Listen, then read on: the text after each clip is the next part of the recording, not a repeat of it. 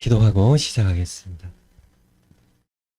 자비하신 하나님, 저희들 어제 주일 예배 기쁨으로 감사함으로 은혜 가운데 잘 드리게 해주셔서 감사드리고, 예배를 통하여 우리를 만나주시고 또 예배를 통하여 우리에게 말씀 주셔서 감사드립니다. 저희들 마른 뼈처럼 골짜기에 널브러진 마른 뼈 같은 저희들이지만은 하나님의 거룩한 군대로 일으켜 주시옵소서.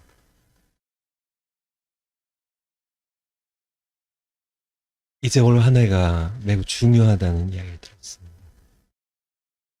두 체제가 부딪히는, 김일성을 추종하는 세력과 또한 자유 대한민국을 지키려고 하는 두 체제 사이 싸움 가운데 우리가 어떤 싸움을 싸워야 할지를 알게 하시고, 사실 두 체제의 싸움의 그 배후에는 사탄의 어둠의 세력과 하나님의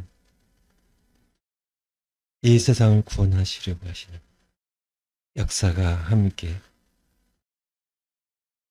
이루어지는 그런 현장의 한복판에 저도 서 있습니다. 우리가 늘 하나님의 말씀 붙잡고 선한 싸움을 싸울 때 우리 승리를 이미 허락하신 하나님 주신 승리를 맛보는 저희들 모두 되게 해주세요. 다시 한번 저희들 말씀 앞에 섰습니다. 우리에게 말씀해 주시옵소서. 우리 모두 함께 듣겠습니다. 감사드립니다. 찬양드립니다. 예수님의 이름으로 기도하옵나이다. 아멘. 예, 어제 예배들 잘 들으셨죠? 예. 제가 우리 정광훈 목사님 이렇게 말씀하실 때, 정광훈 목사님 자신을 이렇게 선지자라고 이렇게 말씀하실 때, 그러니까 우리 정광훈 목사님을 사랑하시고 또 좋아하신 분들 가운데도 선뜻 아멘을 이렇게 못하신 분이 소수 계신 것 같아요. 그래서 오늘 고약결은 들어가기 전에 가능하면 간단하게 선지자 직분에 대하여 좀 이렇게 말씀을 드리고 그리고 강의로 들어가도록 하겠습니다. 보통은 그러니까 성도님들이 목사님들 당연하고요. 선지자라는 직분이 여러분 어떻게 생각해요? 선지자라는 직분이 구약 시대나 있던 그런 직분이 아닌가. 그렇게 생각하는 분들이 의외로 계신 것 같아요. 근데 그것은 아니에요. 초대교회에 있었던 사실은 목사 직분보다 사실 더 초대교회에 더 평범하게 일반적으로 있었던 그러한 직분이에요. 목사나 교사만큼이나 더 많이. 그런데 그 후에 교회가 성령님을 소홀히 하면서 잃어버린 직분입니다. 반드시 다시 회복되어야 하는 그러한 직분이 바로 선지자직입니다. 물론 사도직은 이미 예수님의 부르셨던 사도들이 죽으면서 사도직은 끝났지만은 선지자직은 그것이 아니거든요. 근데 성도님들이나 목사님들이나 심지어는 신학자들이 잘 모르시는 것 같더라고요. 그래서 성경으로 한번 이렇게 가서 한번 보도록 하죠. 사도행전 13장 행입니다. 사도행전 신약성경 13장 1절 01 13장 1절. 처음 최초의 이방인 교회죠. 서마리아 교회는 이제 그래도 유대인의 피가 섞인 교회였고 최초의 이방인 교회였던 안디옥 교회에 올려주세요. 안디옥 교회에 선지자들과 교사들이 있으니 여러분 아시겠죠? 선지자 초대 교회에는 교사들이 있었고 성경 가르친 교사들이 있었고 또 선지자들이 있었어요. 그러니까 목사님들보다 사실은 선지자들이 더 교회의 직분으로 더 많이 섬겼던 그런 직분입니다. 그래서 선지자들과 교사들이 있으니 곧 그래서 여기에 이제 몇 명의 이름이 거론되어 있는데 이분들이 선지자거나 교사죠. 바나바, 느게르라는 시몬, 루기오, 또 마나엔, 사울이 일부는 선지자들이고 일부는 교사들이에요. 교사들. 사도행전 21장 다시 찍어야 되겠네. 21장 8절부터 사도행전 21장 8절 보면 초대교회 사도행전 6장에 보면 7명의 집사님을 세우시죠. 바로 올려주세요. 근데 7 집사님 가운데 한 분이 필립이에요. 이튿날 떠나 가이사라에 이르러 7 집사 중 예루살렘 초대교회 7 집사님 가운데 한 분이죠. 전도자 빌립의 집에 들어가서 요한이라 그의 딸 넷이 있으니 전혀로 예언하는 자라. 전혀로 예언하는 자라. 선지자의 중요한 사역이 예언이거든요. 그런데 그때 이제 10절에 여러 날 있더니 사도 바울이 이제 이 집에 가서 머무른 거죠. 한 선지자 아가보라 하는 이가 유대로부터 내려와. 여기도 이렇게 그러니까 선지자직이 흔한 직이었다는 얘기예요. 성경에 사도행전에는 사실 목사직이 나오지 않거든요. 초대교회 그만큼 흔한 하나님의 부르시는 직분 가운데 선지자직이 있었다는 거예요. 그래서 우리 고린도전서로 넘어가겠습니다. 고린도전서 고전 12장 28절 보면 바로바로 올려주세요. 고린도전 12장에 보면 우리가 성령론 할 때 성령의 은사들 배울 때 보았던 구절인데요. 하나님이 교회 중에 몇을 세우셨으니 첫째는 사도요. 지원은 사도는 다 돌아가셨죠. 둘째는 선지자요. 셋째는 교사요. 그 다음은 능력이요. 병 고치는 자. 그래서 이 선지자 이것은 끝난 직분이 아니에요. 교사처럼 끝난 직분이 아니에요. 병 고치는 은사와 각종 방언을 하는 것이라는 것처럼 방언의 은사 끝나지 않은 것처럼 여전히 지금 진행형인 직분이에요. 그쵸? 29절에도요. 다 사도겠느냐, 다 선지자겠느냐, 다 교사겠느냐, 다 능력을 행하는 자겠느냐 하는 것처럼 뭐 다 선지자는 아니지만은 선지자들을 이렇게 계속 그 시대에도 오늘날도 부르시고 교사를 부르시듯이 부르시는 그런 아주 흔한 직분이었음을 우리는 성경을 통해서 볼 수 있죠. 에베소서 4장 11절에 보면 에베소서 예수님께서 네 가지 직분을 좀 11절 조금 위로 올라가셔서 그래서 그가 예수님께서 혹은 어떤 사람들은 사도들로 이게 그냥 복수예요. 혹은 선지자들로 혹은 복음 전하는 자들로 복음 전하는 자들 선교사님들이겠죠. 혹은 목사와 교사로 그래서 여기에 목사란 말이 이제 처음 나오는데요. 목사와 교사는 붙여놨어요. 사실 교사에서 목사가 나왔다고 볼 수가 있습니다. 그래서 이렇게 물론 이제 뭐 디모데나 디도나 이런 목회자들이 있지만은 목사라는 그런 직분으로 이렇게 나와 있는 것은 여기에 이렇게 처음 나온다는 말씀이고요. 그러니까 목사와 교사가 지금 있는 것처럼 지금도 부르신 것처럼 초대교회도 목사 교사를 부르셨죠.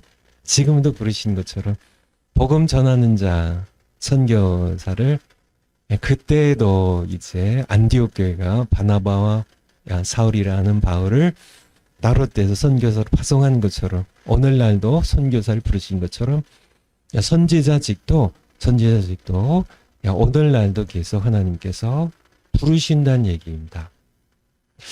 이렇게 초대교회 우리 사도행전을 통해서 이렇게 보면 초대교회와 오늘날의 교회를 이렇게 비교해 보면 사도행전을 보면은 사도행전 4장을 봐도 2장에 시작할 때도 그렇고요.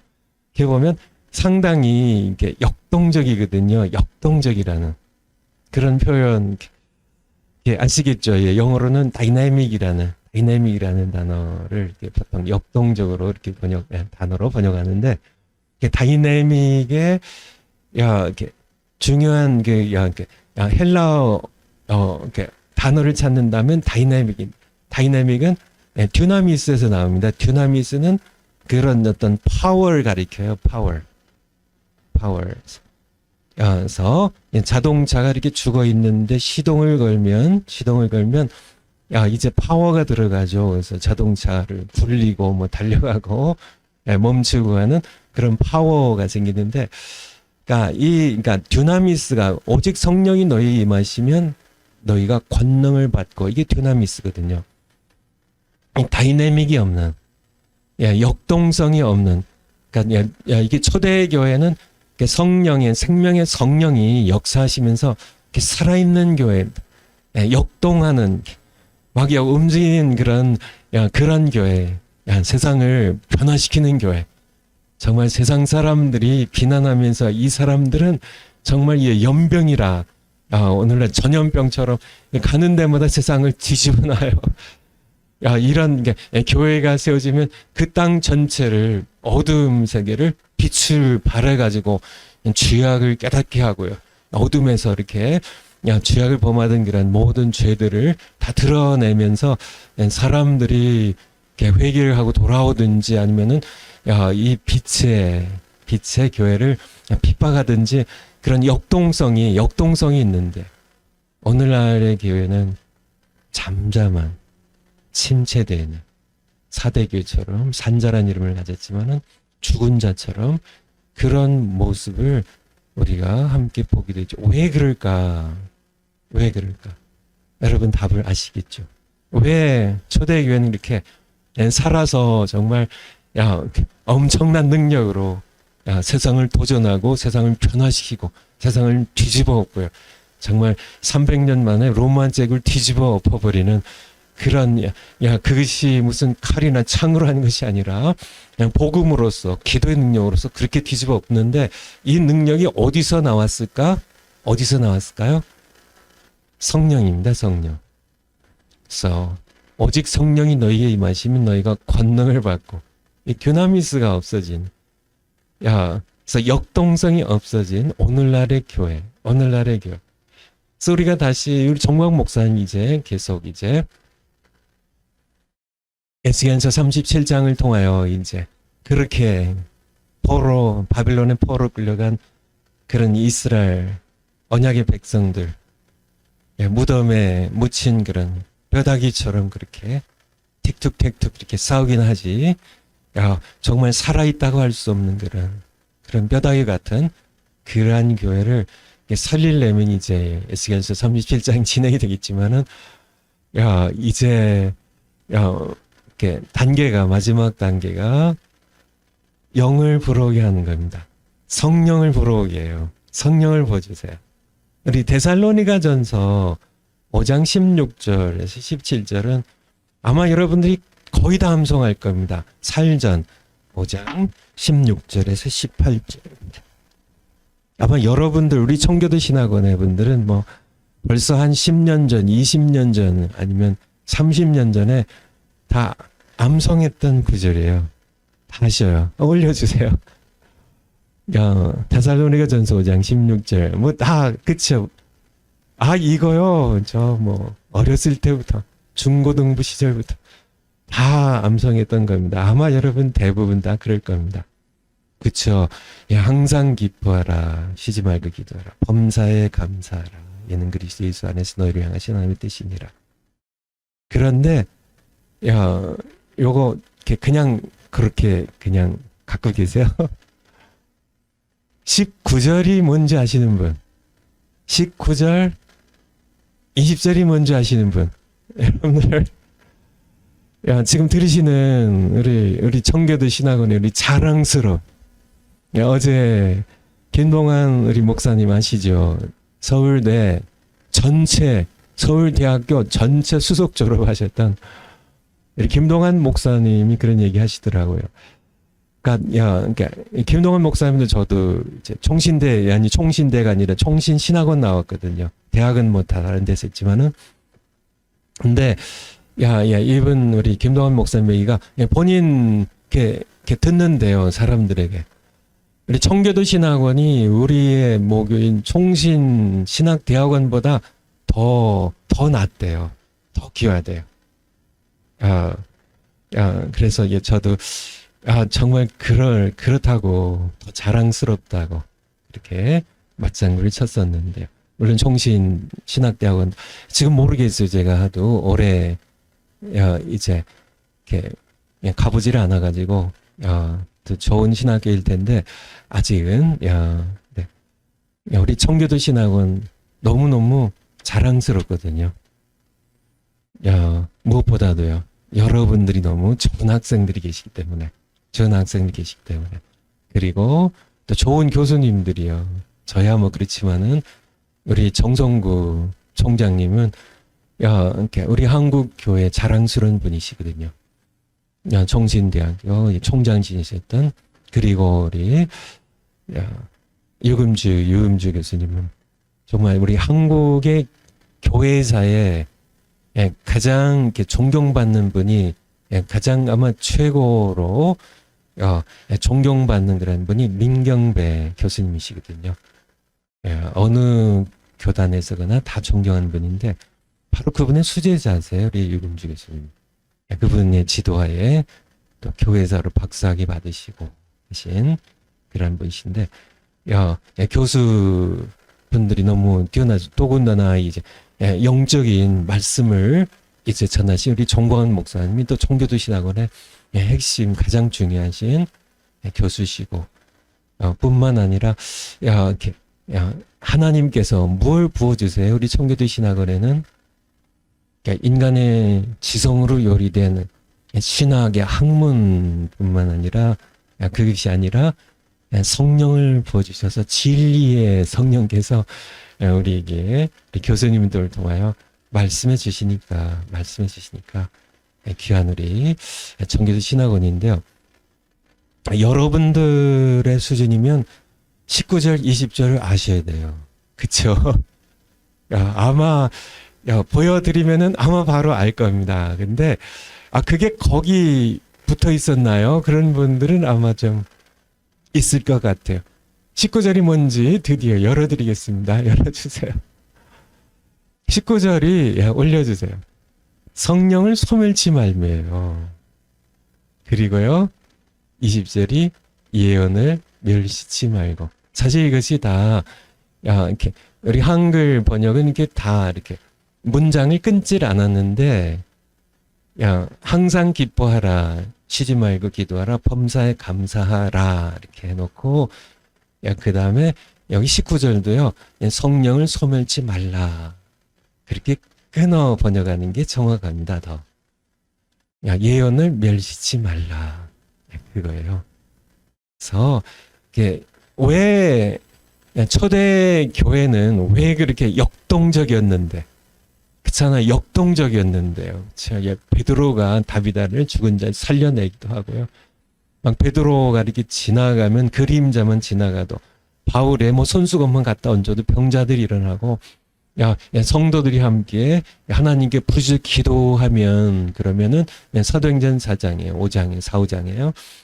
사도들이 이제 갇혀서 매를 맞고 나왔을 때 함께 기도하니까 땅이 진동하고 막 빌립보 감옥에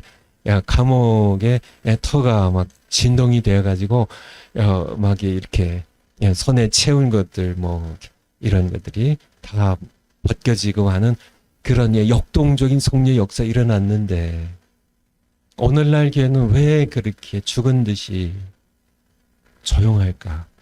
왜 그런 역동성을 상실했을까? 다시 말씀드리는데요. 성령을 소홀히 해서 그래요. 소홀히.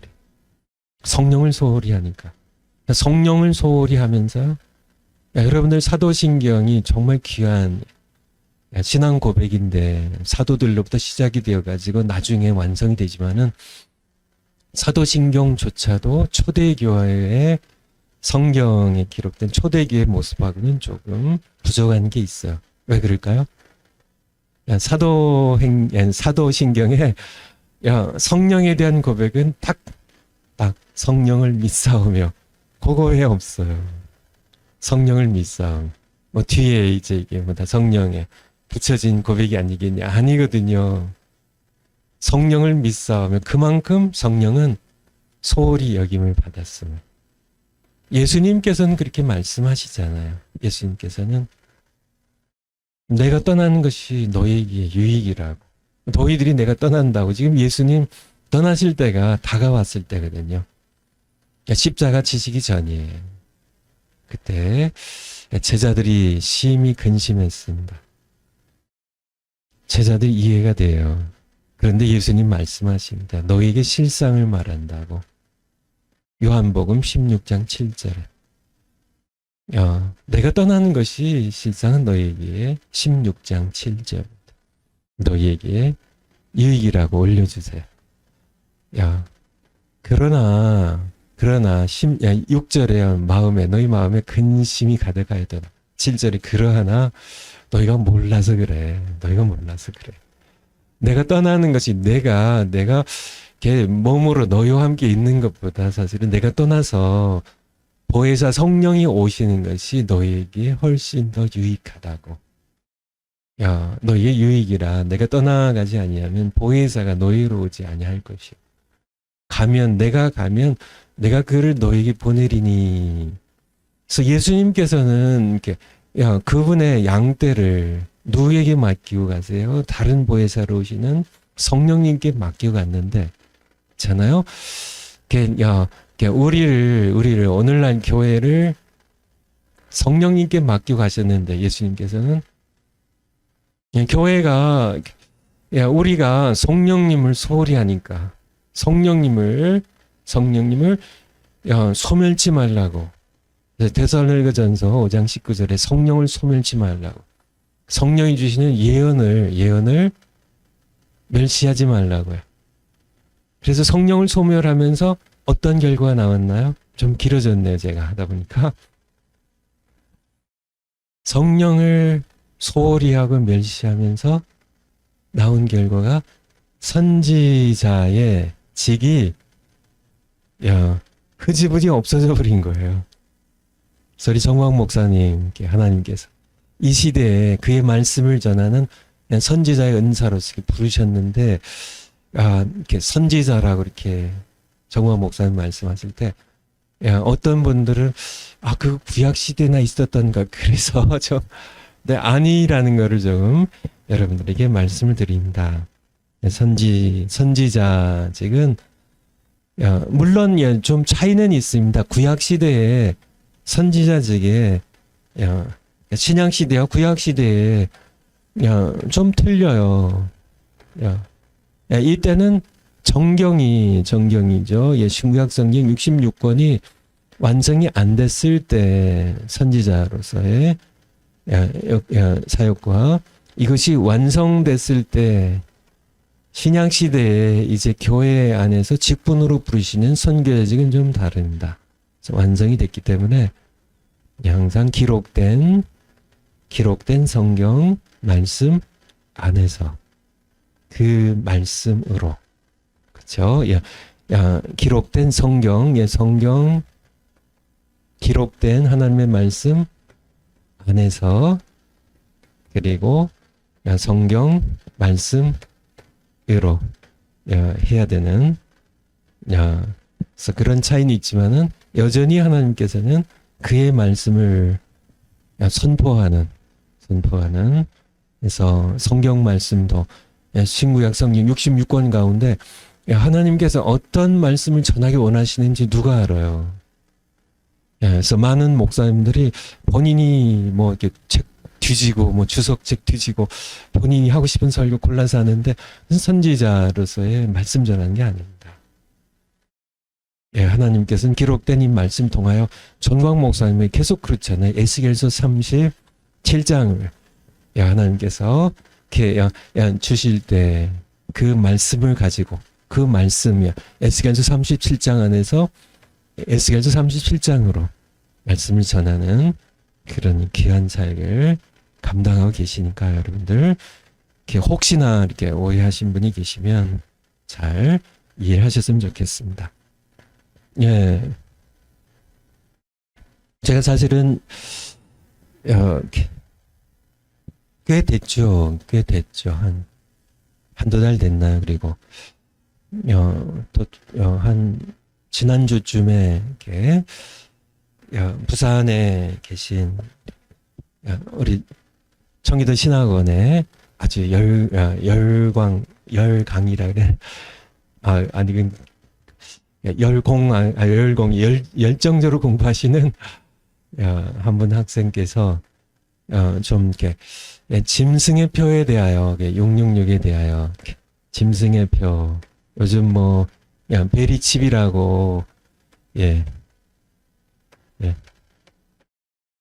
들어보셨죠? 베리칩 뭐 요즘 뭐 백신 뭐 이런 것들 나오면서 좀 이렇게 궁금해하시고 또 이렇게 정보를 보내주시고 하셔서 제가 이렇게 지난 주말에 금요일, 토요일에 이틀 동안 좀 이거에 대해서 좀 특강을 하려고 준비를 했어요. 근데 준비하다 보니까 그냥 게 강의 시간에 조금 지금도 좀 길어졌지만은 조금 하고 이렇게 넘어가기에는 분량이 너무 많아졌어요. 사실은 제가 다 갖고 왔는데 내용을 너무 많아져가지고 따로 제가 좀 이렇게 의논을 해가지고 특강으로 좀 이렇게 왜냐하면 이 시대에 너무 많이 미혹하는 자들이 많으세요. 우리 정환 목사님도 좀 이렇게 종말론에 대해서 그냥 자신이 이렇게 마음에서 나오는 대로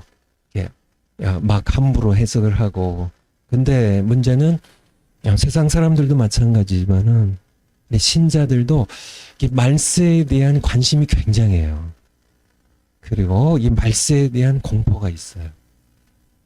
그래서 이 말세에 대한 이 관심과 이 두려움을 사탄이 이용하고 거짓 선자들이 이용하거든요.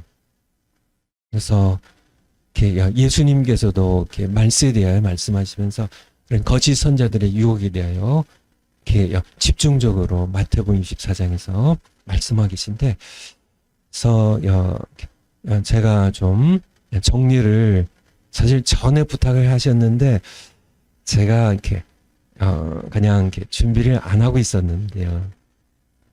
다시 한번 좀 이런 이렇게 정보를 좀 보내주셔가지고 그래서 제가 한번 의논해가지고 어떤 방법이라든지 한번 준비한 거를 이렇게 말씀을 드릴게요. 왜냐하면 이 시대에 너무 많이들 아니 뭐 세상 사람들은 뭐 이렇게 할 수 없지만요.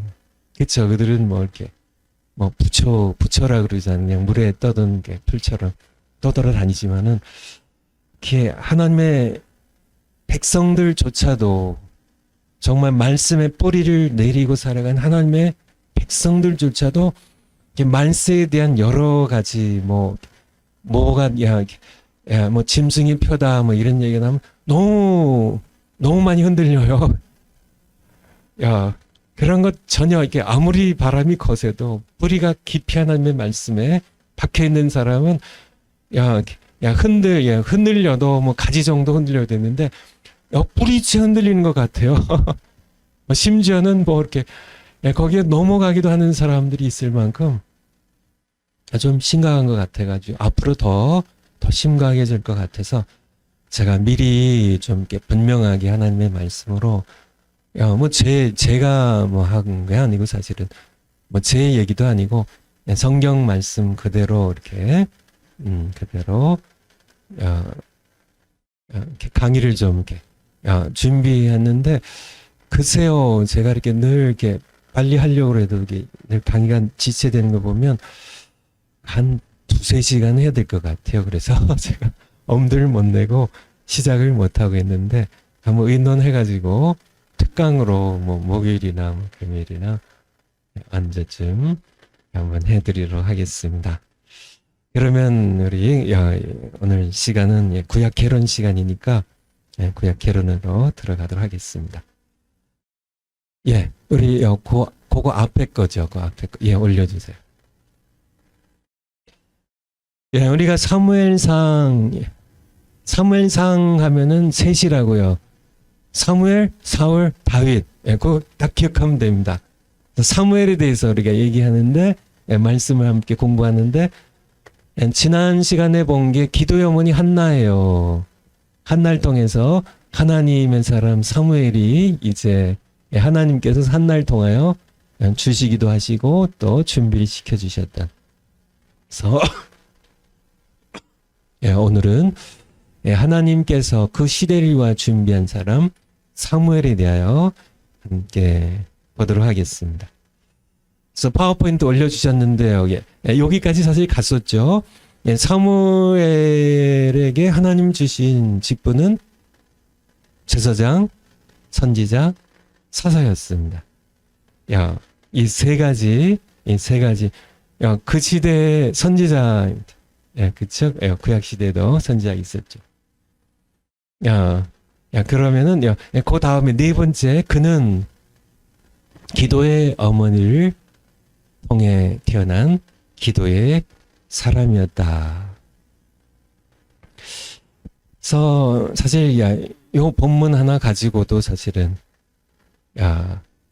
참 긴 중요한 하나님 주시는 설교가 나올 텐데요. 우리 사무엘이 사무엘 되는데 아버지의 역할은 어느 정도 될까요? 엘가나의 역할은 얼마나 될까요? 그래서 별거 없어요. 그래서 태어났는데 도움을 줬을 뿐 별거 없어요.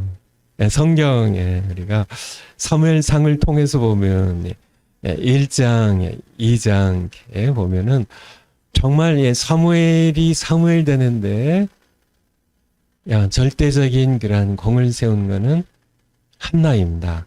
한나의 기도에서 사실 사무엘이 이제 태어나게 되니까요. 그래서 기도의 어머니의 중요성에 대하여 여러분들이 간과하시지 않으셨으면 좋겠다는 그런 말씀이에요.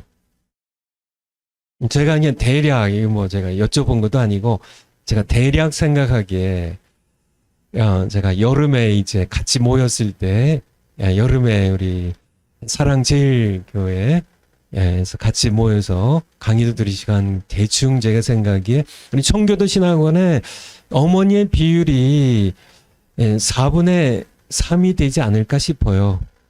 예를 들어서 우리 청교도 신학원에 지금 1만 명이 강의를 들으신다면 4분의 3, 4분의 1은 아버지시고 4분의 3은 우리 어머니들이실 텐데 제가 오늘 지금 강의를 들으시는 분들과 앞으로 강의를 들으실 분들에게 특히 어머니들에게 말씀드리는데요. 한나처럼 기도의 어머니가 되세요. 한나처럼 기도의 어머니가 되세요. 여러분을 통해 하나님께서 사무엘을 훈련해 내실 겁니다.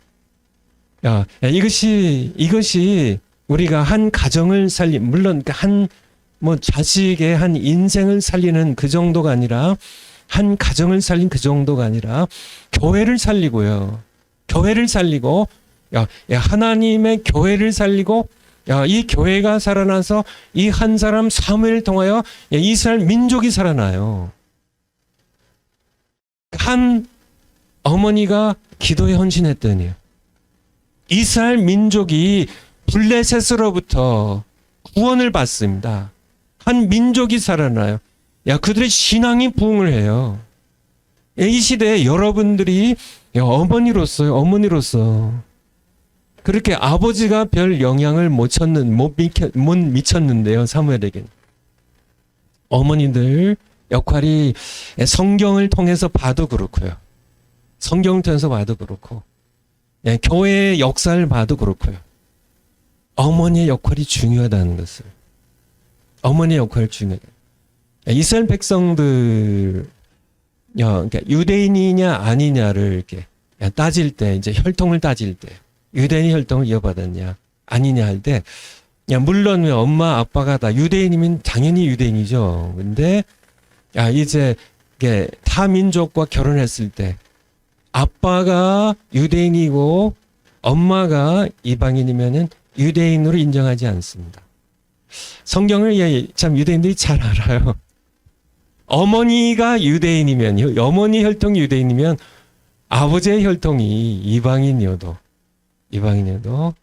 그는 디모데가 그 아버지가 헬란이었지만은 어머니가 유대인이면은 그 디모데는 유대인으로 혈통을 인정받는다. 왜 그럴까요? 어머니의 역할이야. 신앙에 있어서 어머니의 역할이 아버지의 역할보다 10배, 가정마다, 사람마다 좀 틀리겠지만은, 대략 말씀드려서 10배 이상 더 중요하지 않을까 생각이 돼요. 그래서, 사무엘을 키워낸 사람은 기도의 어머니 한나였다는 그러한 말씀을 드려요. 저는 어려서부터 기도의 어머니가 계셨습니다. 제가 시원찮아가지고 그렇지, 저희 어머님은 한나처럼 저를 위해 기도하는 기도의 어머니세요. 정광 목사님이 전에 얘기를 하셨다고 그러는데, 정광 목사님 이제 중고등학교 시절에 저랑 같이 만났잖아요. 저희 어머님을 잘 아세요, 우리 정광 목사님. 굉장히 부러워하셨어요, 저희 어머님을. 왜냐면 정광 목사님의 어머님은 기도한 분이 아니시거든요. 그래서 저희 어머님은 이렇게 새벽 예배, 새벽 기도에 이렇게 목숨 걸고 참여해서 기도하신 분이니까. 그래서 예배 끝나도 항상 늘 기도하시고 눈물의 기도를 계속 하신 분이셨으니까. 그래서 얼마나 정광 목사님이 이렇게 부러웠으면 이렇게 옛날에는 의자가 아니잖아요. 그냥 바닥에 이렇게 치마 입고, 이렇게 넓은 치마 입고 하시면, 제 어머니의 그 치마폭 위에 앉아가지고 나도 기도 좀, 우리 원백 기도하실 때 저를 위해서 기도해 달라고 했다고. 그런데 우리 정광훈 목사님께도 하나님께서는요, 기도의 어머니를 붙여주셨어요. 그분이 누굴까요? 바로 장모님이세요. 장모님. 대단한 분이세요. 우리 서명 사모님의 어머님이시죠. 우리 정광훈 목사님이 1980년도인가 81년도에 80년도에 결혼하셨나요? 80년도겠네요. 1980년도에 81년. 어쨌든 그 무렵에 결혼하셨거든요. 강남중앙침례교회 김충기 목사님 지무하시는 그 교회, 거기서 이제 주례로 결혼하셨는데, 거기서 제가 우리 정광 목사님의 장모님을 처음 뵀습니다. 대뜸 저 보시고 하신 말씀이, 저는 그 당시에 큰 회사 다니고 있었거든요. 저보고 하신 말씀이, 신학 공부하고 목사 될 뿐이라고. 그렇게 영적으로 이렇게 다, 그런 분이. 근데 제 옆에 바로 신학을 공부하는 우리 단장인 친구가 있었거든요. 신학을 공부하는 친구. 그 친구에 대해서는 아무 얘기 안 하고 상당히 머쓱한 순간이죠. 신학 공부하는 제 친구에 대해서는 아무 얘기 안 하시고 저를 보더니 목사 될 그런 사람이라고 그렇게 하신 것이 이렇게 기억이 나네요. 어쨌든 기도 대단하신 분이세요. 대단하게 보통 하신 분이 아니십니다. 그런 분이, 제가 알기로도 우리 한경직 목사님도 기도 부탁하러 장모님께 이렇게 오실 만큼 그렇게 기도의 파워와 참 기도의 깊은 그런 분이셨는데, 어쨌든 여러분들이 바로 그런, 저에게는 기도의 어머님이 세 분이세요, 사실은. 저의 든든한 백이죠. 엄청난 기도에 파워가 저를 이렇게 딱 받치고 계신데요. 저희 어머님과요. 그리고 또 누가 계실까요? 저희 장모님이에요. 저희 장모님. 제가 이렇게 1985년도에 결혼을 했는데요. 정광 목사입니다. 조금 뒤에 있죠. 제가 장모님을 뵙고 우리 제 처가댁에 가서 장모님을 뵈러 갈 때 제가 그런 면에서 제가 상당히 당돌한가요? 제가 이렇게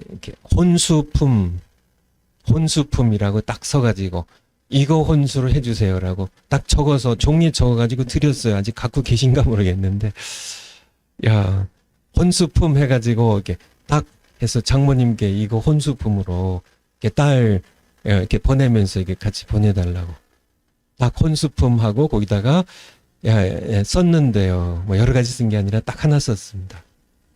혼수품이 제가 요구한 혼수품이 뭔지 아세요? 기도였어요. 기도. 제가 당돌한가요? 저에게는 뭐 이렇게 돈도 필요 없고 아파트도 자동차도 다 필요 없습니다. 물론 해 주실 수 있는 능력도 별로 없으신 분이시지만은 저에게 딱 필요한 혼수품은 딱 하나입니다. 일평생 저를 위해 기도해 주세요. 그리고 또 한 분이 있습니다. 저를 위해 기도하는 이게 정말 이게 막강한 기도의 후원자가 계세요. 저를 위해. 또 세 번째 분은 누구시냐면 하늘나라에 가신 우리 이모님이세요. 이모님 두 과부가 함께 사셨다고 얘기 드렸죠.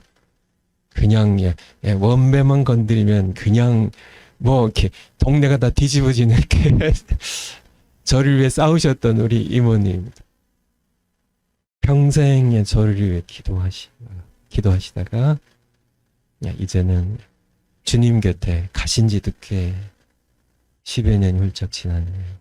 하늘나라에서도 뭐 우리 이모님이 뭐 하시겠어요. 하나님 말씀 전하는 자기 조카 원배를 위해서. 그래서 여러분들 제가 이 말씀 왜 드리냐면 정광 목사님 뒤에 우리 장모님도 우리 정광 목사님 장모님도 하늘나라 가셨으니까 이 기도에 막강한 어머님들이 계시기 때문에 저는 원래 그릇이 천찮아서 그렇죠. 이게 막강한 기도의 어머니들 때문에 제가 그래도 이만큼 하나님의 말씀을 더 세상에 인간의 말로 전하지 않고 하나님의 말씀으로 전하는 은혜를 제가 받고 전하는데, 우리 청교도 신학원의 학생으로 계신 여러분 어머니들 10,000명이라고 그러면은 7,000명 이상의 어머니들이 듣고 계실 텐데요. 여러분들 한나처럼 우리 정광 목사님의 장모님처럼 저를 위하여 막강하게 기도하시는 세 분 어머님처럼 기도의 어머니들이 되세요. 기도의 어머니들이 되시기를 축원을 드립니다. 아멘이시죠? 아멘이세요. 여러분의 자식이 사무엘처럼 하나님께 쓰임 받을 거예요. 정광훈 목사님처럼 쓰임을 받을 거예요. 기도의 어머니들의 능력입니다. 기도의 어머니들이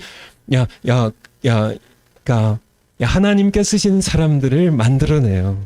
그러니까 여러분들 꼭 그렇게 아시겠죠? 기도의 어머님들 되세요. 그래서 이 파워포인트 다시 올려주실까요? 그래서 그는 4번 그는 기도의 어머니를 통해 태어난 기도의 사람이었습니다. 그래서 사무엘 자신이 기도의 사람이에요. 우리 사무엘상 7장 3장 7장 5절부터 한번 볼까요? 기도의 어머니 밑에 기도의 사람이 나와요. 그렇죠. 여러분들 여기 7장 5절 3장 7장 여러분들 기도 팽팽 안 하면서 뭐 봉사는 열심히 하고 그렇지만은 기도에 무릎을 꿇지 않는 어머니 밑에서 기도의 사람이 나오기가 하나님의 특별한 은혜가 있다면 하나님께서 못하실 일이 없지만은 그럼에도 불구하고요. 기도의 어머니 기도하는 모습을 보고 자란 자식들이 기도의 사람이 되어 바로 사무엘이 그랬다는 얘기예요. 야, 성경 올려주세요.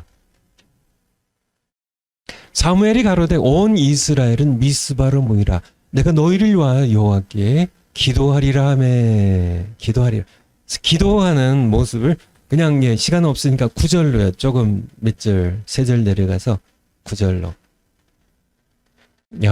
사무엘이 젖 먹는 어린 양을 취하여 지금 이제 블레셋 사람들이 쳐들어왔거든요. 온전한 번제를 하나님께 드리고 이스라엘을 위하여 여호와께 부르짖음에 여호와께서 사무엘의 기도를 응답하셨더라. 정말 귀하잖아요, 그렇죠? 기도의 사람 사무엘, 그가 기도하니까 하나님께서 응답하셨더라. 여기 이 사건에서 에베네셀이 나오거든요. 우리 12장, 사무엘상 12장 23절에도 보면, 12장 23절에도 보면, 지난주에 한번 보았던 성경 구절인데요. 나는 너희를 위하여 기도하기를 쉬는 죄를. 정말 이 정도, 우리 청기도 신학원의 우리 어머니들, 자식들에게 그렇게 선포를 하세요. 내가 자식들 너희를 위하여 기도하기를 쉬는 죄를 여호와 앞에 결단코 범치 아니하겠다고. 그런 어머니들이 되세요. 반드시 여러분의 자녀들이 사무엘처럼 정말 민족을 구하는 그런 하나님께서 그렇게 위대하게 하나님께 쓰시는 그런 종들이 나올 겁니다. 기도하길 이렇게 사무엘이 그런 기도의 어머니의 양육을 받고 기도를 이렇게 기도하는 종이 됐다는 거예요. 우리 15장 11절, 3상 15장 11절. 사울이 범죄했을 때 사무엘이 한 게 뭔지 아세요? 밤새도록 기도한 겁니다. 올려주세요. 하나님께서 내가 사울을 세워 왕 삼은 것을 후회하노니 그가 돌이켜서 나를 쫓지 아니하며 내 명령을 아말렉 족속을 하나님께서 진멸하라고 말씀하셨는데 불순종했습니다. 그 말씀을 하나님께 들었을 때 사무엘이 어떻게 근심하여 온 밤을 여호와께 부르짖으니라. 사무엘은 기도의 사람이었어요. 다시 파워포인트요. 이렇게 하나님께서 쓰시는 사람은 올려주세요. 하나님께서 쓰신 사람 모두 기도의 사람이에요. 기도의 어머니 한나를 쓰셔서 사무엘을 낳게 하시고요. 기도의 사람 사무엘을 쓰셔서 민족을 구원하는 그런 하나님 기도의 사람을 쓰세요. 우리 종광 목사님 감옥 가셨을 때 제가 감옥 바로 나오신 다음에 이렇게 만나니까 감옥 생활에 대해서 얘기하시더라. 뭐 할 게 없잖아요. 그러니까 기도하는 것. 기도의 사람이니까 하나님께 쓰시는 겁니다. 기도를 사람들이 잘 몰라요. 우리 파워포인트 다시 올려주세요. 기도는 세상의 일을, 자식의 문제를 하나님께 연결시킨 통로가 뭘까요? 기도입니다. 우리 조국이 지금 많은 혼란 가운데 있는데, 위기 가운데 있는데요. 체제 충돌, 정말 공산주의의 그 주사파 세력의 체제를 바꾸려고 하는 그 세력과 정말 자유 대한민국을 지키려 하는 이 체제를 지키려 하는 이 두 세력 간의 충돌이 있는데 이 세상 일을 하나님께 연결시키는 하나님의 능력이 임해서 이 문제를 해결하게 하는 블레셋이 쳐들어왔는데 이 문제를 사무엘이 어떻게 하죠? 하나님과 연결시켜요. 뭐로요? 기도로요. 하나님께서 블레셋을 처리하세요. 이것이 바로 기도라는 얘기입니다. 여러분들이 많은 염려가 있나요? 빌립보서 4장 6절에 여러분 많이 암송하시죠. 아무것도 염려하지 말고 오직 모든 일에 기도와 간구로 너희 간구할 것을 감사함으로 하나님께 아뢰라고요. 아무것도 염려하지 말고 세상에 염려스러운 일이 있나요? 문제가 있나요? 몸에 병이 있으시나요? 사업이 잘 안 되시나요? 교회에 분란이 있나요? 여러분들 신앙이 침체되셨나요? 자식들이 하는 일마다 다 사업에 실패하나요? 무슨 일들이 있나요? 아무것도 염려하지 말고 그 세상 일을, 이 세상에서 여러분들이 겪는 일을 하나님께 연결시키라고. 아무것도 염려하지 말고 오직 모든 일에, 세상의 모든 일에 기도와 간구라는 하나님께 연결된 통로를 가지고 감사함을 하나님께 나가서 아뢰라고요. 그 문제를 아뢰라고. 그러면은 하나님께서요. 하나님께서 이 땅에 세상 일에, 우리가 겪는 일에 관여하세요. 관여하세요. 해결하세요.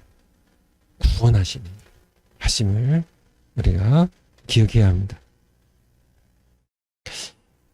여러분들 기도 시간이 얼마나 되시나요? 제가 이 정환 목사님 감옥에 계실 때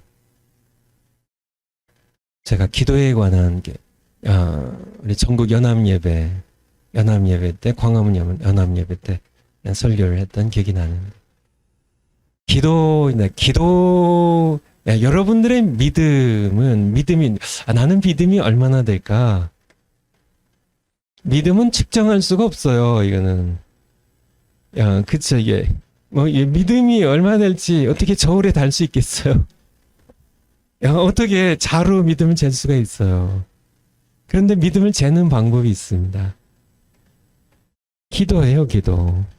기도하는 시간이 얼마나 됐는지.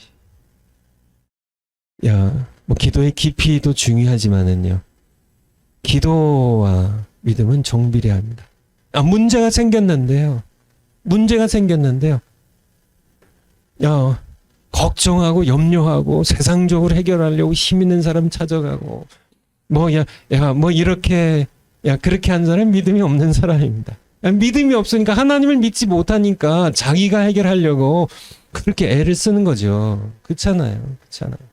한나가 문제가 생겼을 때 아이를 낳지 못한 그런 문제가 있을 때 그에게는 믿음이 있었기 때문에 기도의 자리로 나간 겁니다. 믿음도 없는데 하나님께 가서 그냥 부르짖어서 들으신다는 그런 믿음도 없는데 왜 기도를 하겠어요? 사무엘이 뭐하러 기도를 하겠어요? 이게 군대를 막 소집하고 전략을 짜가지고 어떻게 블레셋을 싸워서 이길까? 그렇게 하죠. 믿음이 있으니까 이것은 정확하게 정비를 하는 여러분들이 믿음이 있으시면은 기도의 자리에 하나님께서, 내가 100번 싸우는 것보다 하나님 한 번 싸우신 게 100번이야, 1000번, 억번 낫거든요. 그렇잖아요. 하나님께서 우리 집안 문제 개입하시면, 하나님께서 교회 이 복잡한 문제 개입하시면, 정말 이렇게 해방 후에 좌우가 대립했던, 정말 좌익 세력이 압도적인 그런 가운데 정말 우익으로서, 또 우익은 그나마 작은 세력이 다 또 긴급파로, 이승만파로 여러 개로 이렇게 분열되어 있던 그런 시절에 압도적인 세력을 가졌고, 또 북한 땅은 이미 소련군이 진주해가지고 이 공산당이 인민정부를 수립한 그때 정말 그 대립 가운데 어떻게 자유 대한민국을 수호하고 건국할 수 있었을까? 기도입니다. 기도예요, 기도. 기도로 하는 겁니다. 사무엘이 그렇게 했듯이요. 그래서 기도에 대해 제가 얼마나 더 많이 말씀드려야 될지, 이거는 하나님께서 하시고, 또 우리 청교도 신학원에 계신 분들은 이렇게 다른 신학교에서 신학생들이 요즘 이렇게 기도를 글쎄요, 제가 현장에 가보진 않았지만은 제가 듣기로는 기도 안 하거든요, 요즘 신학생들. 제가 총신 다닐 때가 83년도, 그쵸, 83년도 입학했군요. 그러니까 그 당시 40년도 채 안 됐어요. 그때만 해도 총신의 뒤에 산에 굴이 있었고요, 거적들이 있었고, 밤마다 기도 소리가 있었어요. 그런데 요즘은 제가 듣기로는 그 기도 굴들이 없어졌다고 얘기를 들어요. 기도 안 해요. 그렇지만은 청교도 신학원에 여러분들은 다르잖아요. 우리 신학교는 하나님께서 성령으로 기름 부어 세우신 신학교는 기도하시겠죠. 그렇지만은 더 하시라고요. 더 깊이 하시라고요. 기도에 대해서 조금 더 말씀드리면, 우리가 사무엘이나 한나보다 우리가 더 기도에 대해서 더 유리한 위치에 있다는 거 여러분 아시나요? 우리가 사무엘보다 더 큰 일을 할 수 있다는 거를. 사무엘보다 더 큰 일을 할 수 있어요. 왠 줄 아세요? 누구 때문에요? 예수님 때문에요. 예수님 때문에 우리가 사무엘보다 더 큰 일, 정말 믿어지시나요? 이스라엘 민족을 블레셋으로부터 구원하는 그런 정말 이스라엘 민족 전체를 섬기고 이스라엘 민족 전체 신앙붕을 미스반 이 신앙 대붕을 일으켰던 이 사무엘보다 정말 이 사울에게 기름 붓고 다윗을 기름 부어 왕으로 세웠던 사무엘보다 더 큰 일을 우리가 할 수 있는데요. 그 이유는 사무엘보다 우리가 더 큰 일을 할 수 있는 예수님 때문입니다. 예수님 때문에. 예수님께서 그렇게 말씀하셨어요. 사무엘이 아니라 나보다 더 큰 일을 할 수 있다고. 여러분 믿어지세요? 정민 형제 믿어지세요? 옹지자매님, 솔직하게 얘기해 보세요. 예수님보다 더 큰 일을 할 수 있을 것 같으세요? 아니래요. 우리 정민 형제님은요? 아니래요. 근데 예수님 그렇게 말씀하셨는데, 예수님 그러면은 예수님 말씀하신 예수님이 안 좋아하시지. 예수님 여러분 다 아시죠? 요한복음 14장 12절. 여러분들이 요한복음 14장 12절. 요한복음 14장 12절. 요 14장 12절. 잘 찾으셨네. 내가 진실로 너희에게, 여러분에게, 우리 옹지자매님, 우리 정민 형제 이르노니 나를 믿는 자는, 우리 청교도 신학원 여러분 학생들 모든 분들에게 이르노니 말씀하시는데, 나를 믿는 자는 나의 하는 일을 저도 할 것이요 또한 내가 하는 일보다 큰 것도 하리니 이는 내가 아버지께로 감이니라. 예수님 말씀하셨는데요. 그렇잖아요. 해야 돼요. 예수님께서 하신, 다른 분이 얘기하셨으면은, 이게, 심지어 사도 바울이 얘기했어도, 처음 그렇잖아요. 사도 바울 나보다 큰 일을 하리. 그건 괜찮지만은, 사도 바울이 감히 하나님의 아들, 그의 주인이신 예수님보다 당신들이 더 큰 일 할 거다. 이렇게 얘기하는 거는 우리가 좀 글쎄요 할 수 있겠지만은 예수님께서 자기 자신을, 예수님만 하실 수 있는 말씀이죠. 나보다, 나를 믿는 자는 나보다, 믿는 자는 믿음이죠. 믿음, 나보다 내가 하는 일을 저도 할 것이요. 또 내가 하는 일보다 내가 하는 일보다 큰 것도 하리니. 근데 많은 분들이 요 12절이잖아요. 13절을 모르세요.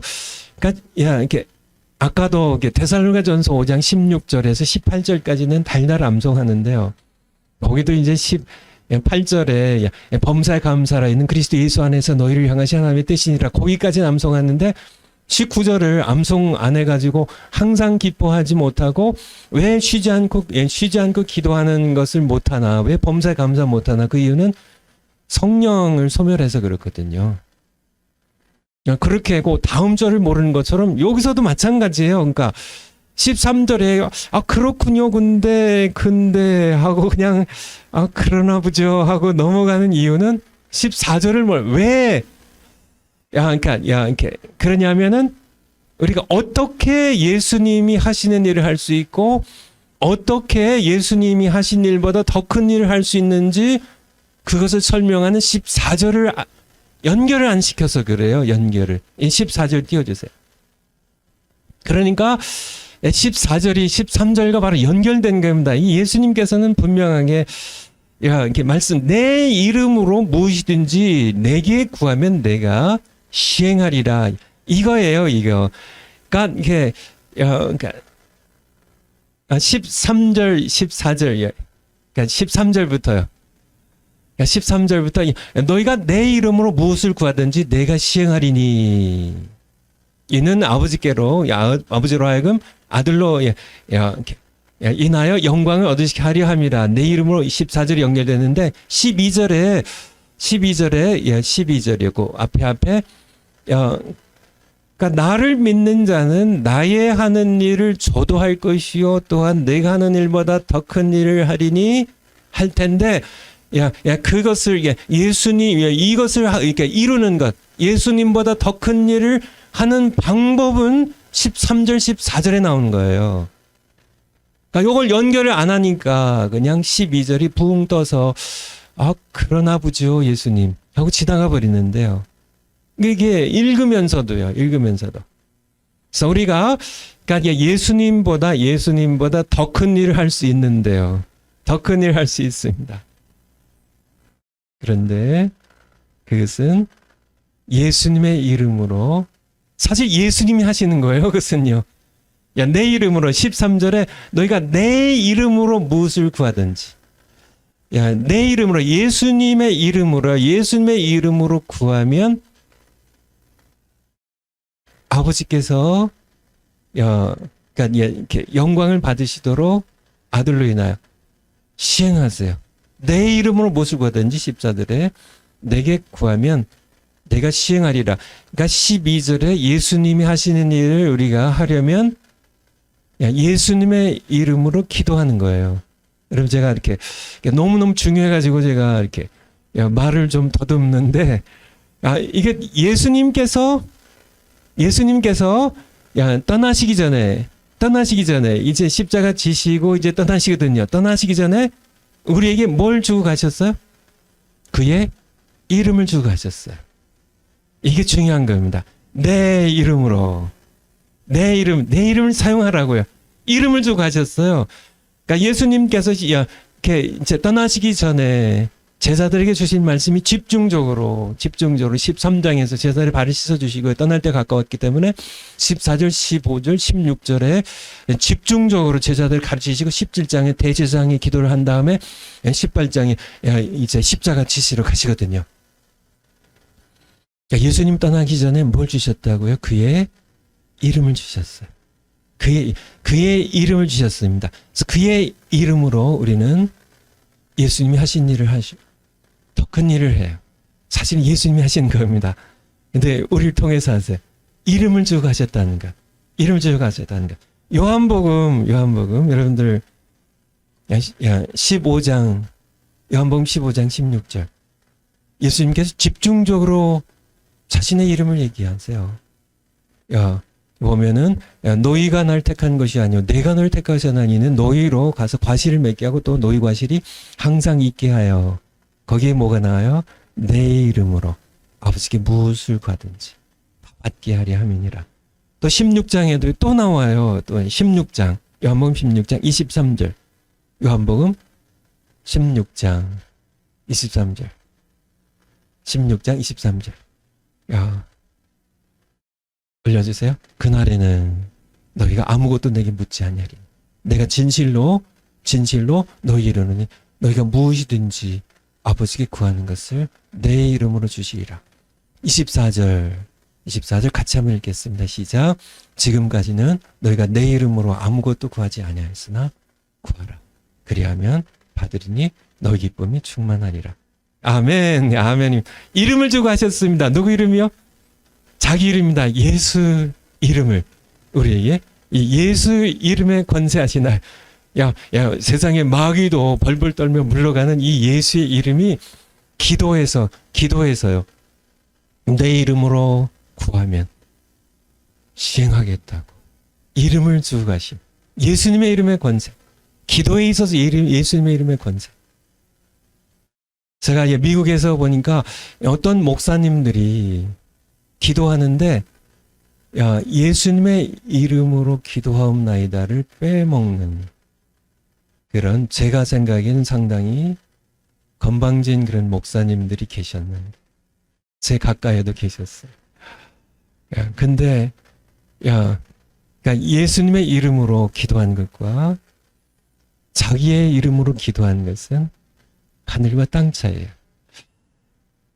저희 큰아이가 이렇게 공부를 잘했습니다. 그래서 미국 서부의 명문 대학을 졸업했는데, 이 아이가 이게 중국에 선교를 한 3개월 갔다 와서는 본인이 선교를 하겠다고, 그래서 이제 신학교를 이제 고른 것이 버스턴에 있는, 미국 동부에 있는 버스턴에 있는 골든 코넬이라는 그런 신학교를 이제 입학을 했습니다. 이제 드디어 이제 사실 그래도 대학 다닐 때는 멀지 않은, 저희가 사는 데서 한 차로 한 1시간 조금 더 걸리는 거리에 있었는데, 동부까지는 이렇게 차로 가면은 보통 일주일 이상 걸리거든요. 차로 그냥 뻥 뚫린 대륙횡단 고속도로 달려도 일주일 이상 달려야 되거든요.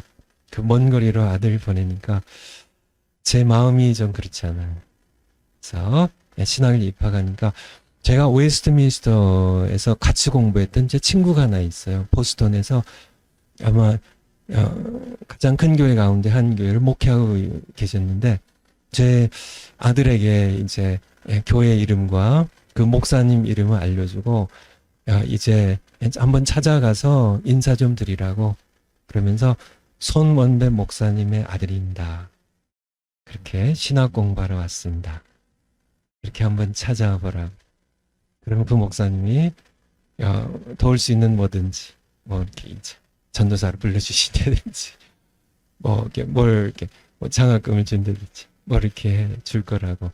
제가 웨스트민스터 공부할 때 같이 공부했던 분이거든요. 근데 저희 큰아들이 제 말을 안 들었어요. 이렇게 손원배라는 아버지 이름을 사용하는 것보다 누구 이름을 썼을까요? 예수님의 이름으로 본인이 기도하고, 저는 전혀 모르는 다른 교회로 갔어요.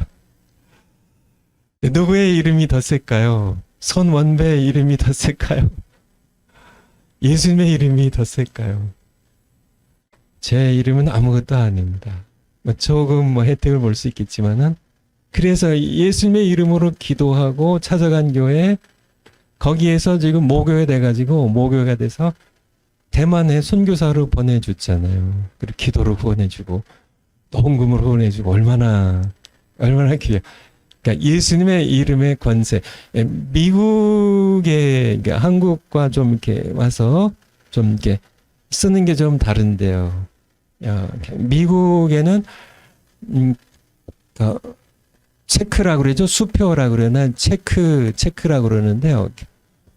그러니까 뱅크 책이 있어요. 은행 책이 있고, 그 다음에 퍼스널 책이라고 개인이 발행하는, 이게 미국에는 거의 99.99%가 개인의 수표를 씁니다.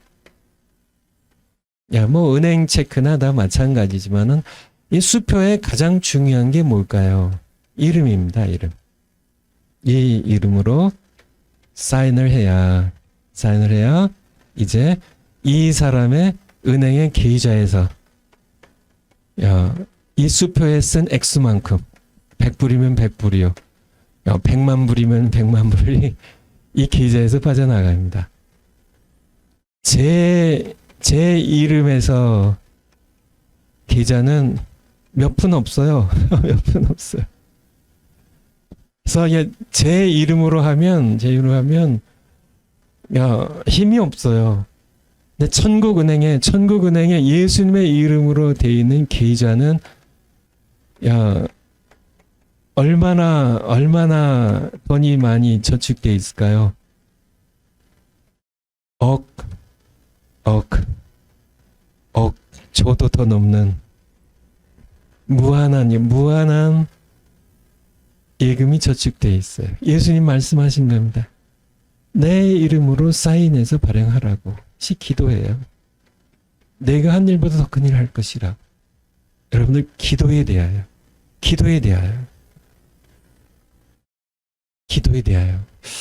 그러니까 기도, 예수님의 이름으로, 이렇게 조금 이렇게 한국에도 그런 분이 있나요? 그러니까 기도하고는 뭐 구약 시대에도 뭐 예수님 이름으로 안 하고 그냥 그때 예수님 오시기 전이니까요. 뭐 그냥 기도했는데 뭐 사무엘도 뭐 그렇게 했을 거고 그렇게 했을 텐데 뭐 이 시대에는 꼭 예수님의 이름으로 기도해야 됩니까? 그렇게 하는 분들이 계신데 그쵸. 여러분들이 천국은행에 얼마나 저금이 돼 있는지 모르겠지만은 여러분의 이름으로 하는 예수님 말씀하세요. 야, 천국은행에 내 계좌에서 빼가라고 하나님께서 시행하실 것이라고 내 이름으로. 그래서 예수님의 이름을 주셨다는 것에 대하여 그러니까 이것이 기도예요. 기도. 뭐 제 얘기를 해서 죄송하지만 그냥 가장 확실한 거니까요. 제가 이렇게 은퇴하면서 그쵸 한 24만 불 정도 한 2억 5천만 원 정도 되나요? 이렇게 정말 이렇게 뭐 이렇게 사용할 수 있었던 쉽게 사용할 수 있었던 그러한 이유는 예수님의 이름으로 저축돼 있는 그런 천국의 은행에 엄청 있거든요. 그런 모습을 제가 어머니를 통해 보면서 자랐어요. 정말 굶을 수밖에 없는데요. 근데 하나님께서 안 굶기셔요. 그걸 보고 자란 제가 제 아내와 함께 제 아내가 임신 8개월 때 같이 갔거든요. 진짜 이게 세상 사람들이 보면 무슨 배짱으로 가냐고 돈도 없고 뭐 이렇게 후원하는 사람도 전혀 없이 그냥 더군다나 아기는 태어나는데 가서 무슨 배짱으로 정말 처자 생고생 시키려고 어떻게 그런데요. 신앙적으로 보면 성경적으로 보면 믿음이에요. 믿음으로. 지금까지 우리 어머니와 과부였던 우리 이모님과 그냥 7시고 먹이셨던 하나님 그냥 보니까 하나님 믿고 가면 되겠더라. 기도하면 예수님의 이름으로 수표 발행하면 하나님 주시는데 바로 기도입니다. 이게 한나는 기도하면 하나님 응답하시고 사무엘을 주시고요. 사무엘이 기도하니까 부르짖으니까 하나님께서 응답하셔서 블레셋에서 구원하시는 그런 하나님. 하지만 그들보다 우리는 더 귀한 것이 있는데 예수 그리스도의 이름이 있어요. 여러분 아시죠? 예수님의 이름.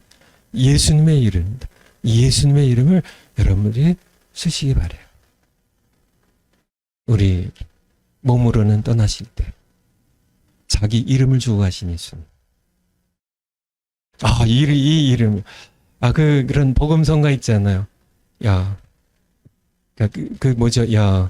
기도할 수 있는데 왜 걱정하십니까? 기도하면서 왜 염려하십니까? 정말 전곡을 찌르는 가사 아니에요? 기도할 수 있는데 왜 염려하세요?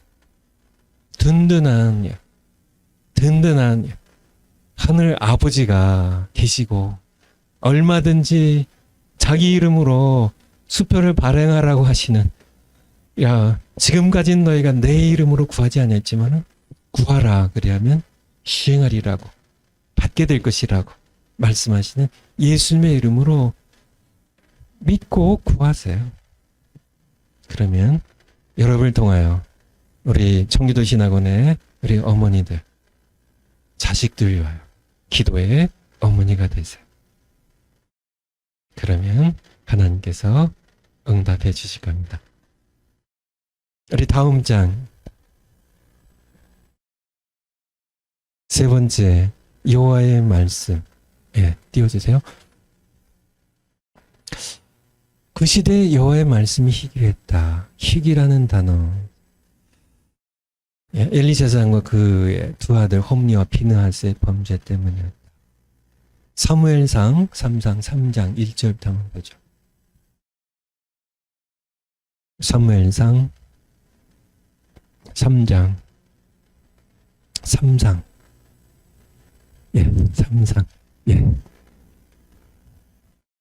3 그거 올려주세요. 잘하셨어요. 아이 사무엘이 엘리 앞에서 여호와를 섬길 때 젖 겨우 끊고 갔거든요. 예, 이렇게 여호와를 섬길 때 여호와의 말씀이 희귀하여 이 말씀을 들으면은 좀 가슴이 좀 이렇게 막막해져요. 이 시대를 본 것 같아서요. 이 시대를 본 것 같아서 말씀이 희귀했어요. 이상이 하나님 주시는 이상이 환상이 하나님의 계시의 이상이 흔히 보이지 않았더라. 이게 엘리 시대 2절에 보면 거 다음 절 엘리의 눈이 점점 어두워가서 잘 보이지 못한 그때 엘리의 눈이 육신의 눈만 어두우면 좋은데요. 영의 눈까지 같이 어두워져 가는 것을 우리는 이 구절 통하여 이렇게 마음으로 느낄 수 있죠. 잘 보지 못해요. 하나님의 말씀도 한 민족의 지도자에게 엘리가 이제 제사장으로서 이스라엘 민족의 지도자잖아요. 그의 눈이 어두우니까 육신의 눈만이 아니라 영의 눈까지 어두우니까 그 자식들이 제사장으로 섬기지만은 그들이 범죄하니까 여호와의 말씀이 하나님께서 말씀을 잘 안 하세요. 그런 모습 우리가 볼 수 있죠. 그래서 3절에 보면 여호와의 등불은 아직 꺼지지 아니하였으며 이게 실제적으로 이렇게 물체적인 이 세상에 이렇게 등불이 만들어진 이렇게 금으로 만든 이 등대에 등불이 아직 꺼지지 아니하였으나 이 말씀 읽으면서 계속 제 가슴으로 느끼는 거는 아마 여러분도 느끼겠죠. 여호와의 이렇게 영적인 등불도 이렇게 상당히 이렇게 희미한 그걸 여러분 느끼세요. 그렇지만은 아직 꺼지지 아니하였으며 이 말씀이 중요하죠. 하나님께서 그냥 팍 꺼버리지를 않으세요. 지금 이렇게 여호와의 성막 안에 사무엘이 누워서 계속 자는데요. 등불이 아직 꺼지지 아니하였으며 꺼지려고 하지만은 하나님께서 끄질 않으세요. 여호와의 말씀이 희귀는 하지만은 그냥 딱 막아버리지는 않으세요. 그런 이 시대에 어쩌면 그렇지. 참 이렇게 이 시대 똑같을지요. 근데 4절에 보면 이제 여호와께서 사무엘을 부르세요. 시간이 없으니까 7절로요. 7절 보면 사무엘이 아직 여호와를 알지 못하고 이게 야다입니다. 여호와를 지식적으로 모르는 게 아니고요. 그가 거기서 늘 성막에서 언약궤에 있는 성막에서 늘 하는데 거기서 여호와를 섬기고 있잖아요 지금. 그게 다 거기에서 이제 엘리 제사장이 제사 드릴 때 그것도 수종도 들고 다 섬기고 있는데 여호와를 지식적으로 모르는 게 아니죠. 여기서 하는 건 야다예요. 아담이 하와와 동침함에 하와를 알매 그게 아는 그러니까 직접 여호와 하나님을 이렇게 인격 대 인격으로 부딪혀서 이렇게 만나서 직접 이렇게 만나서요. 그래서 여호와를 만나서 알지는 못하고 여호와의 말씀 직접 들어서 알지는 못하고 여호와의 말씀도 아직 그에게 나타나지 아니한 때라. 그런데 이 말씀 뭐예요? 아직이라는 말씀이 있는 것처럼 여호와의 말씀이요 드디어 누구에게요? 사무엘에게요. 사무엘을 부르시고요. 그렇죠? 사무엘아. 네 번째, 세 번째까지 설명. 네 번째 다시 부르시죠. 그래서 만나시고 우리 21절로 건너뛰겠습니다. 21절로. 올려주세요. 여호와께서 실로가 이제 모세 시대에 만들어졌던 장막과 번제단이 언약궤가 실로에 있어요. 거기에서 거기에 이제 이게 한나 엄마가 이제 자기 아들을 실로에 두고 가는 거예요. 에브라임 산지에서. 그래서 거기에서 다시 올려주세요. 여호와께서 실로에서 사무엘이 거기 있으니까요. 다시 나타나시되, 다시 나타났어. 이제 처음에 이제 자는 거 깨우셔서 나타나시고, 여호와께 실로에서 여호와의 말씀으로 사무엘에게 자기를 나타내시니. 이게 굉장히 중요한 말씀입니다. 여호와의 말씀으로 여호와께서 사무엘에게 자기를, 여러분들에게 하나님께서 나타나신다면 무엇으로 나타나기 원하세요? 모세에게 했던 것처럼 가시나무에 불 붙는 모습으로 나타나기 원하세요? 어떤 모습으로요? 이렇게 바울이 다메섹 도상에 걸을 때 이렇게 하늘에서 해보다 더, 정오의 해보다 더 강한 햇볕 같은 환상으로 여러분에게 나타나기 원하세요. 근데 사무엘에게 여호와의 말씀으로 나타나셨어요. 이게 굉장히 중요한 겁니다. 이게 가장 하나님의 자주 자신을 계시하는 방법이에요. 여호와의 말씀으로 이름을 부르시기도 하시고, 사무엘아, 사무엘아. 네 번째는 그렇죠. 주의 종이 여기 있으니 말씀하십시오. 여호와께서 말씀하시잖아요. 엘리 제사장 집에 대한 심판에 대한 말씀을 엘리 제사장이 아니라, 엘리 제사장이 물론 선지자 보냈지만은 사무엘에게는 하나님께서 직접 말씀하세요. 여호와의 말씀으로 여호와께서 사무엘에게 나타나시는 그런 파워포인트 다시 올려주실까요? 여호와께서 그와 함께 계셔서 그를 통해 선포된 그의 말씀이 하나도 땅에 떨어지지 않게 하셨다. 하나님의 종이 되어 입에 넣어주신 말씀을 선포하자. 하나님의 말씀 씨앗처럼 살아있어서 썩거나 사라지지 않고 반드시 열매를 맺는다는 구원 혹은 심판이. 사무엘상 3장 19절. 아까 찾아둔 거에 조금 위에입니다. 19절. 사무엘이 자라매 여호와께서 그와 함께 계셔서 그 말로 하나도 땅에 떨어지지 않게 하시니 성경적인 표현인데요. 그 말이 하나도 성취되지 않는 것이 없이 그냥 땅에 떨어져서 사그러지지 않게 했다는 얘기예요. 이 말씀 여러분 다 이해하셨죠?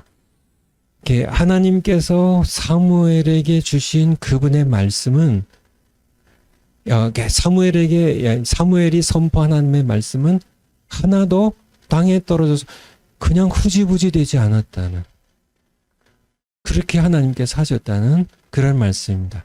씨앗처럼요, 반드시 살아있어서 열매를 맺는다는 그런 말씀. 예레미야 1장 9절 한번, 렘입니다. 렘 1장 9절. 예레미야 1장 9절. 이게 보면 하나님께서 예레미야를 부르시죠. 그때 이제 예레미야에게 말씀하시면서 또 8절에 올려주세요. 8절에도 보면 나 여호와의 말이니라 하시고, 9절에 여호와께서 그 손을 내밀어 내 입에, 예레미야 입에 대시며 내게 이르시되 보라, 내가 내 말을 내 입에 뒀노라. 누구의 말이에요? 예레미야의 말이 아니에요. 하나님의 말씀이, 하나님께서 예레미야 입에 집어넣어 주신 말씀입니다. 그렇기 때문에 이 말은 예레미야의 말이 아니라 하나님의 말씀이기 때문에 10절에, 이게 9절과 10절이 연결되어 있는 겁니다.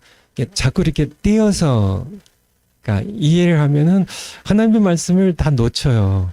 보라, 내가 오늘날 너를 열방 만국에 세우고 너를 뽑으며, 이렇게 예레미야 너를 통하여 뽑으며 파괴하며 파멸하며 넘어뜨리며 열방 만국을 뽑으며 파괴하며 파멸하며 넘어뜨리며 건설하며 심게 하였느냐. 너를 통하여 열방 만국을, 이렇게 나라의 민족을, 어떤 게 이렇게 아수르 제국을요, 바벨론의 제국을요. 지금 예레미야 시대는 이제 바벨론의 시대인데요. 이 바벨론의 제국을 뭐 여러 나라들을, 모압을, 암몬을, 열방 만국을 너를 통해 내가 뽑고 파괴하고 파멸시키고 넘어뜨리고 다시 건설하고 심게 한다고요. 그걸 무엇으로 하나요? 무엇으로 하나요? 다시 성경 구절이요. 이거를 그리고 예레미야가 이렇게 힘을 써가지고 뭐 이게 어떤 한 민족을, 어떤 강력한 대국, 뭐 아수를, 뭐 바벨론을, 애굽을, 뭐 모압, 블레셋을 뽑고 파괴하고 그렇게 하나보다. 그게 아니고요. 9절이에요. 9절이. 무엇이 그렇게 해요? 내가 내 말을 내 입에 두어놓으라. 이 연결된 겁니다. 하나님께서 예레미야 입에 넣어주신 말씀이 사무엘에게 주신 하나님의 말씀이 땅에 떨어지지 않게 하시는, 그냥 공허하게 떠돌다가 사라지는 그런 말씀이 아니고, 그러니까 이렇게 예레미야에게 주신 이 말씀이, 하나님의 말씀이 반드시 성취된다는 얘기입니다. 바벨론의 제국의 멸망을 선포하면 이 말씀이 그냥 없어지지 않고 이 말씀이 반드시 바벨론 제국을 멸망시키는, 이스라엘 나라를 다시 고국으로 돌아와서 성전을 재건하게 하시고 민족을 다시 세우시면은, 그 말씀 예레미야에게 주셨으면 7년 만에 다시 돌아오게 하시는데, 무엇이요? 하나님께 주신 말씀이 이룬 겁니다.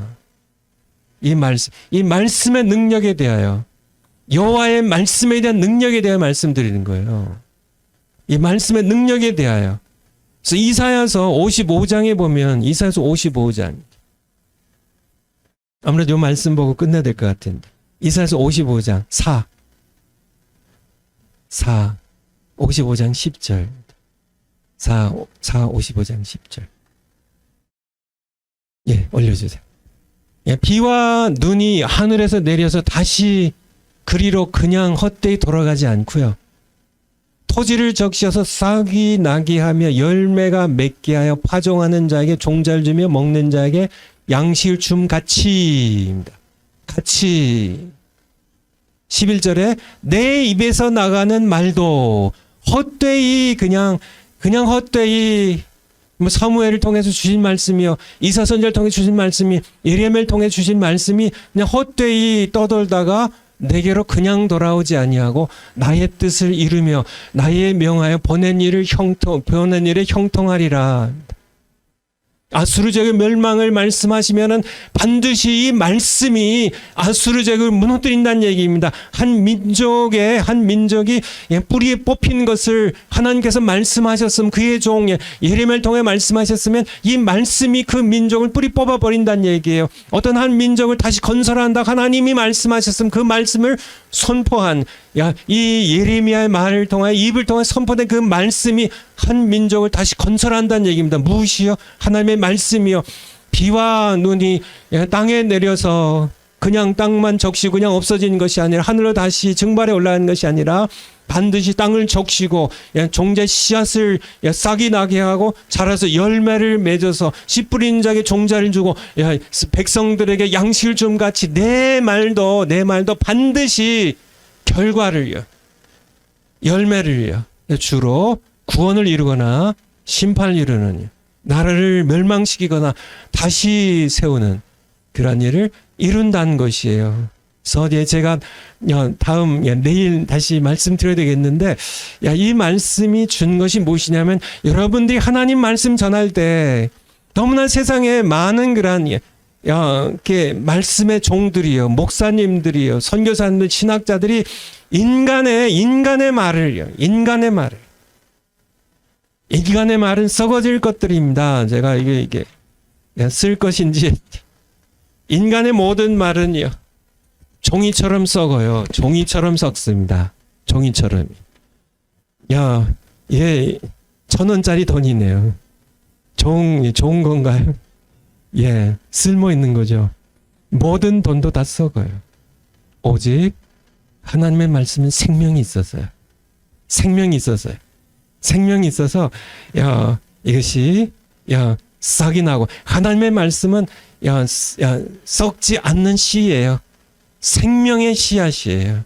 반드시 여러분들이 인간의 썩을 인간의 말입니다. 썩어질 말. 그냥 베드로전서 1장에 있는 것처럼 야, 너희가 거듭난 것이 22절인가 23절에 베드로전서 1장. 야, 너희가 거듭난 것이 썩어질 씨로 된 것이 아니요. 썩어질 씨로 된 것이 아니요. 종이처럼 썩어질 인간의 말로 된 것이 아니라 하나님의 살아있고 항상 있는 썩어지지 아니할 시 곧 하나님의 살아있고 항상 있는 말씀으로 된 것이라고요. 우리를 거듭나게 하는 그런 열매를 맺는 것은 인간의 말이 아니라 사무엘에게 여호와의 말씀이 임했습니다. 이것이 얼마나 영광스러운 것인지요. 여러분들에게 하나님의 말씀을 전하는 그 사명으로 여러분을 부르셨는데 이 말씀을 전하는 것이 얼마나 영광스러운 것인지 여러분들이 마음 가운데 좀 이해를 했으면 좋겠어요. 이해를 했으면 좋겠어요. 이것이 정말 이 말씀을 씨앗을 뿌리면은 그냥 없어지지 않거든요. 여러분이 강단에서 주일 강단 선포한 모든 말씀이 새벽 예배 강단 선포한 모든 말씀들이 그냥 헛되이 하나님께 돌아가지 아니하고 반드시 열매를 맺어서요. 씨 뿌리는 자에게 종자를 주고 목마른 그런 모든 백성들에게 양식을 주시는 생명의 양식을 주신 하나님의 말씀, 이 능력을 여러분들이 정말 마음 가운데 확신하셨으면 좋겠다고요. 그리고 전하세요. 세상에 들으면은 이렇게 여러 가지 지식도 전달하고 감동도 주고 웃기기도 하고 세상에 잡다한 여러 가지 정보들도 정보하고 여러 가지 좋은 예화들도 있고 그런 것들 다 썩어질 씨들입니다. 썩어질 씨들이에요.